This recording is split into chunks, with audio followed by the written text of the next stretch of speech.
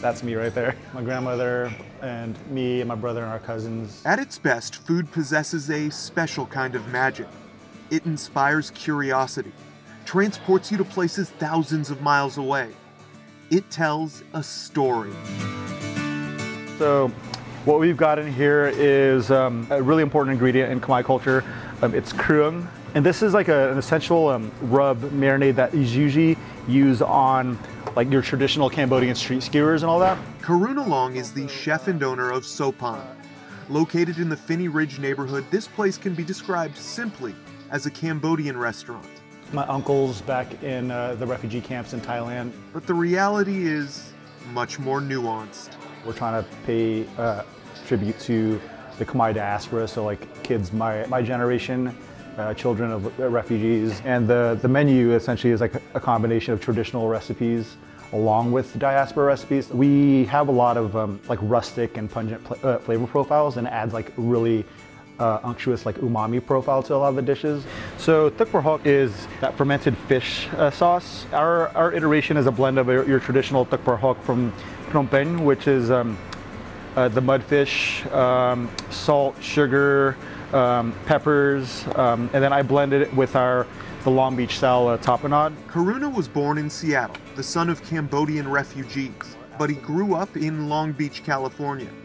The city is home to one of the largest concentrations of Cambodians outside Cambodia, many of whom fled the country in the aftermath of Pol Pot's reign in the 1970s, and the genocide carried out by his Khmer Rouge government. Historically, our cuisine is so oral.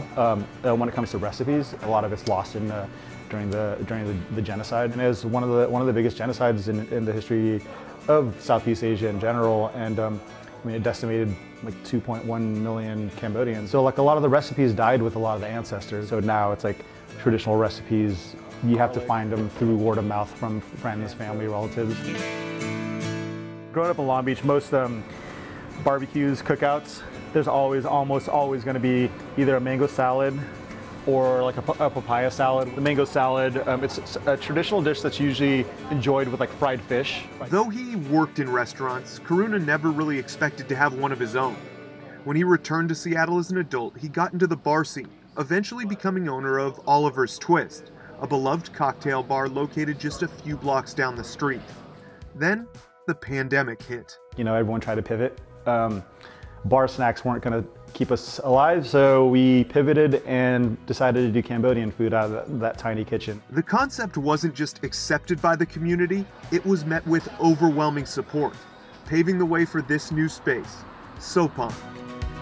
Just kind of running the idea of like, what do I want to name the shop? And one of my friends was like, what's your mom's name? I'm like, it's perfect, Sophon. It means beauty, and she's the reason why my brothers and I love to cook. So many times I've asked my mom why she's never contemplated opening up a shop back in the when she first came to the States. And her biggest fear is reception, and how it's going to be received, if it's going to be received well. And just seeing how the community responded, like I'm like, my eyes are welling up just thinking about it, but it's like, to me, the community receiving our culture and our culture story and cuisine is them receiving my mom well and receiving the elders well, and that's all that I could ask for. Many of the dishes at Sophon are meant to be shared, and eating with your hands is encouraged. This is Karuna welcoming the community to share a meal at his family home. I want them to feel like when they come in, it's akin to being invited to my mom's kitchen. You come in here, I hate to say it, like it's like the Olive Garden. You're family, but you're really family.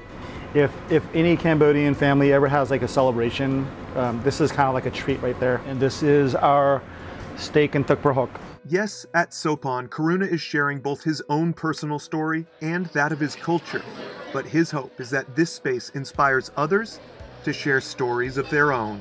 You know, I'm hoping that this helps like spawn a new love for younger generations where they're like, hey, my parents are still here. Let me pick their brain about some of the recipes so that it keeps passing down through generations after. For Seattle Refined, I'm Brandon Bernstead.